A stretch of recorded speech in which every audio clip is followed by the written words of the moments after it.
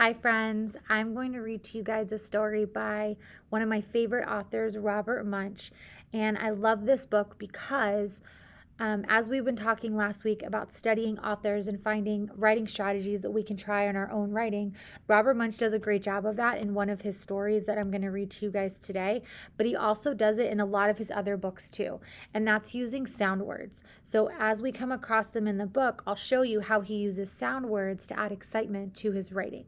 So today we are going to read Smelly Socks by Robert Munsch.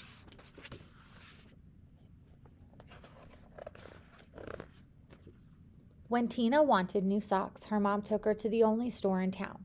"This store only has black socks," said Tina. "Can we please go across the river and get some really good socks?" "We can't drive right across the river because there is no bridge here," said Tina's mom. "You know it is a long, long, long way to the only bridge, and besides, we don't have a car." So Tina went to her grandfather and said, "Can you please take me across the river in your boat? I want to buy some really good socks." "The motor is not working on the boat," said her grandfather. "Row," said Tina. "We can row. I will row and you can sit in the back of the boat." "You will row?" said her grandfather. "Yes," said Tina. "Rowing is easy."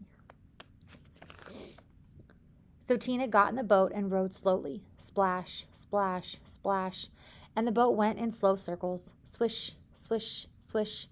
Tina rowed fast. Splash, splash, splash, splash, splash. And the boat went in fast circles. Swish, swish, swish, swish, swish. "This boat has forgotten how to row," said Tina. So here's an example of where Robert Munsch uses those sound words of the boat in the water to add excitement to his story. "You sit in the back and tell me what to do," said her grandfather. So Tina sat in the back and told her grandfather how to row, and her grandfather rowed all the way across the river. Then they walked all the way through the town to the big sock store. At the store, Tina tried on socks that were too big, socks that were too little, socks that were too blue, and socks that were too pink. Tina tried on millions and millions of socks. Finally, she found a perfect pair of red, yellow, and green socks. Then, since it was almost time for dinner, Tina and her grandfather ran back to the boat, and this time the boat sort of remembered how to row. Tina rowed round and round and round and still got to the other side. When they got back, Tina ran home and yelled, "Socks, socks, wonderful socks. These are the best socks I have ever seen in my life. Grandpa rowed me all the way across the river to get these socks. I am never going to take them off." "Never?" said Tina's mother. "Never," said Tina. "Uh-oh," said Tina's mother. So Tina wore her socks for a long time. She wore them for 1, 2, 3, 4, 5, 6, 7, 8, 9, 10 whole days. Her mother said, "Tina, I know you love these socks. Just let me wash them really quick. They will start to smell if you don't get them washed."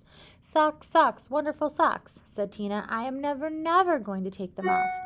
After Tina wore her socks for 10 more days, the kids at school said, "Tina, what a smell. Change your socks." "Socks, wonderful socks," said Tina.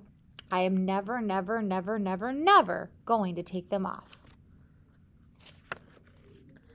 After Tina wore her socks for 10 more days, a whole flock of Canada geese flew over her house and dropped right out of the sky from the smell. 2 moose walked through her yard and fell over from the smell.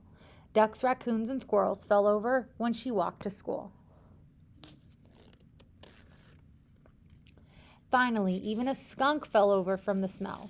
Tina's friends decided to do something. They all came to her house and knocked on the door. Blam, blam, blam, blam, blam. When Tina opened the door, they grabbed her and carried her to the river. Then they held their noses and took off her socks. So see, then he's using sound words here to sound like the door. Some of the kids held Tina and some of the kids washed the socks. Scrub, scrub, scrub, scrub, scrub. All the fish in the river floated up to the top and acted like they were dead.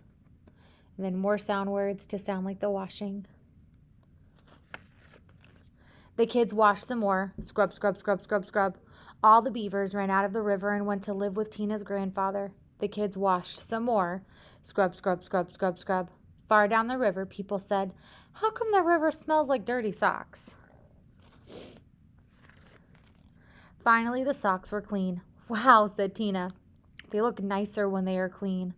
Wow, said Tina, they smell nicer when they are clean. Wow, said Tina, they feel nicer when they are clean. Tina put on the socks and said, I am going to wear clean socks from now on. The beavers left her grandfather's house and went back into the river. The Canada geese got up off the ground and flew away. The fish decided that they were not dead after all and jumped and splashed in the river. Tina went to her mom and said, my socks are nice and clean, and I think it would be very nice if you took me to town to get me a nice new red, yellow, and green shirt. Promise to wash it, said her mom. No, said Tina. If I wait long enough, the kids at school will wash it for me. The end. And then there she is in her dirty shirt and her dirty socks. And then the skunk has dirty socks too.